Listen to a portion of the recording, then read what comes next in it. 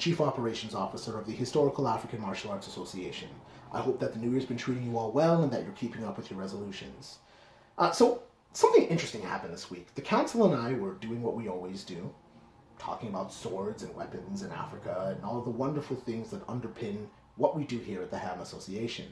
And we came across what I like to call one of the most hilariously ignorant videos to ever pop up on the internet. There's an individual on the Daily Wire who takes issue with the show The Witcher, which came out on Netflix a little while ago. I binge-watched it over the course of a weekend and absolutely enjoyed it. Totally worth the watch. But how do I put this? In a show with dragons, sorcerers, swamp monsters, and superhuman powers, women being able to fight with swords is somehow a problem for him. But I'm not going to speak for him. I will allow him to speak for himself. And so the lady who made the showrunner, Lauren Schmidt, his show, now she was going to pay attention to the women. And immediately I was put off by the fact that there's a queen in this who fights like a man. And there's a couple of scenes where women fight with swords. And I just hate these scenes because no woman can fight with a sword. 0 women can fight with a sword. And what I mean by that is in a situation where you are fighting men who are used to fighting with swords, you are going to get killed if you are a woman fighting with a sword 100% of the time, right? Now, you can, a woman with a sword could kill somebody, a woman with a sword could kill somebody who doesn't know how to fight with a sword, but in a war situation where you are swinging this 5 to 10 pound sword again and again and again against much, much, much stronger men, they are going to kill you. So when you write a woman who fights with a sword, and this queen she's a man. They should have made the character a man. She's a man. She's gross, and she swaggers around, and she rips into the meat and tears it with her teeth, and curses people out. She's a man. So it was this feminist statement. I just thought, please give me a break. Why don't we give him a breakdown instead? So immediately he outs himself as an ultra-crepidarian on the subject because anyone with a modicum of knowledge or understanding of African history will know that it is absolutely rich with women who led soldiers on the battlefield. With swords, axes, guns, you name it, they've done it. So I'd like to give you a few examples in case you want to be sure that it's not 0%, but lots of. So we'll start in South Africa with Mkabayi Kajama. Mkabayi Kajama is the sister of Senzeka Kajama, who is the father of Shaka Zulu. When King Jama died, Mkabayi actually took over the Zulu throne and sat as regent for her brother until Senzeka was old enough to lead.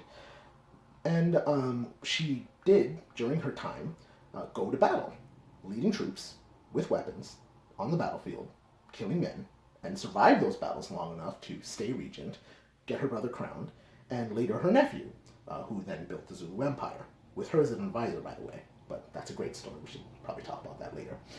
Next, we can go to East Africa. Queen Arabilo. She took the throne of Somalia. I believe it was Somalia or was it Punt at the time? But she took it by force. And she ruled it with a sword, leading armies from the front. So definitely known for that. We can go to West Africa, if he likes to talk about queens who love to cuss men out before they go to battle. We can talk about Queen Mother Ya Asantewa, who has an amazing speech where she takes the men of her kingdom to task, saying she will lead the women into battle during the War of the Golden Stool. We can't talk about West Africa and warrior women without mentioning the Dahomey Amazons, who from the 17th to the 19th century were the scourges of the battlefield.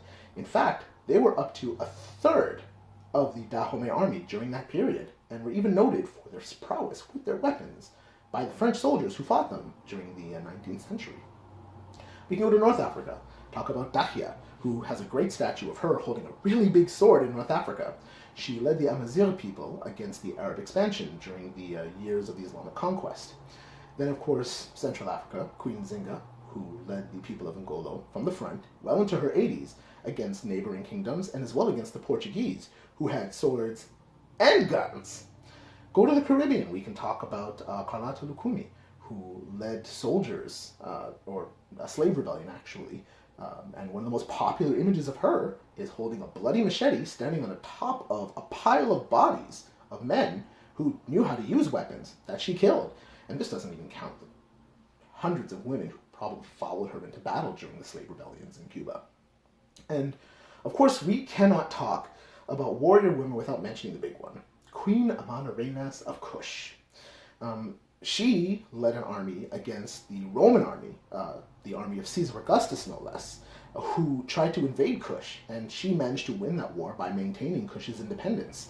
And she fought in several battles. In one of them, she lost an eye, and she also lost her husband and her son, but she managed to prevail, fighting with swords. She's depicted killing her enemies with a sword. So definitely somebody, a woman, who knows how to fight with swords and kill men who knew how to fight with swords. Just a thought. So another issue is talking about size and a war situation. There are so many more factors in a battle beyond just how big and strong your warriors are. You've got tactics, you've got training, you've got skills, organization, logistics. There are too many things to count. Numbers. There are lots of people who have fought bigger, stronger people and won, especially with weapons, because weapons are an equalizer. They're a force multiplier. If you are a skilled person with a sword, you can beat a person who is bigger and stronger than you. It is absolutely a possibility. It increases your chances. And the more you train, the better you get, and you can train to take on people who are bigger and stronger than you. So, that's something to note. That's important. Also, the weight of swords. Swords on average are between 1 and 1.5 kilos. They don't usually get bigger than that. It's possible, but they don't. 5 to 10 pounds is just not realistic for a sword that is being carried on the battlefield and used over and over again for hours. You'll probably blow out your shoulder before you do any real damage with it. But that's another conversation. And I guess, what else did he say? So, I guess the part that really bothers me, actually, is when he says fighting like a man. You don't fight like a man. You fight like a warrior. You train like a warrior. You live like a warrior. You use your weapons like a warrior. Being a warrior does not know a gender. Male, female, whatever you choose to identify as, or whatever you identify as, you are a warrior if that is the way you train, and that is the way you live, and that is the way you fight. It is not exclusively a male enterprise. So, to sum it up, women can fight with swords.